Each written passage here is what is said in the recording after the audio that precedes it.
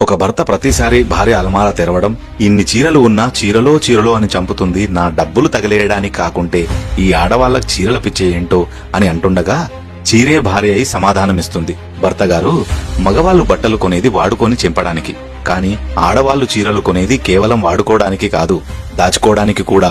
అందుకే చీర కట్టిన స్త్రీని అమ్మవారిలా ఉంది అంటారు. ఏ మతం ఆడదైనా సంవత్సరానికి 3 సార్లేగా చీరలు కొనేది. పుట్టినరోజు నాడు, పెళ్లి రోజు నాడు, ఏ సంక్రాంతి, దసరాకో, రంజాన్, క్రిస్మస్ కో. అది కూడా తప్పేనా?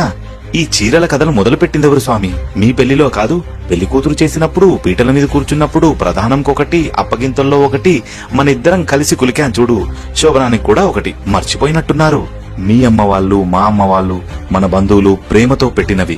వీటన్నిటికీ ఒక్కొక్క దానికి ఒక్కొక్క జ్ఞాపకం, ఒక్కొక్క విశేషం దాగి ఉంది.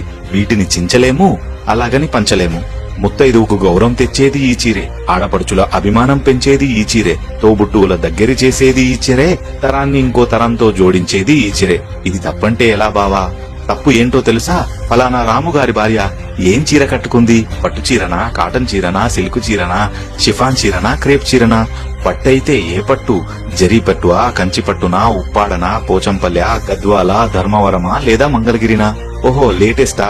ఆర్గాన్జా, జార్జెట్టా, షాటీనా, లెనినా, రఫ్లా, టిష్యూనా, ఎంబ్రాయిడీనా లేదా డిజైనర్ శారీనా? ఇలా ఏం వేసుకుందో అని కళ్ళల్లో సర్చ్ ఇంజన్లు చేసుకుని చూస్తుంటారే మీ తరపు చుట్టాలు, వాళ్ళది తప్పు. అమ్మో, ఇంత గొప్ప చీర కట్టింది, వాళ్ళ ఆయన ఎంత గొప్పవాడు అని నన్ను చూసి నీకు గౌరవం పెంచుతారు చూడు, వాళ్ళది తప్పు. పేరంటానికి చీర కావాలి, శ్రీమంతానికి చీర కావాలి, కార్యం చేయడానికి చీర కావాలి, బియ్యం పోయడానికి చీర కావాలి, కబులకు చీర కావాలి, కాపురం చేయడానికి చీర కావాలి.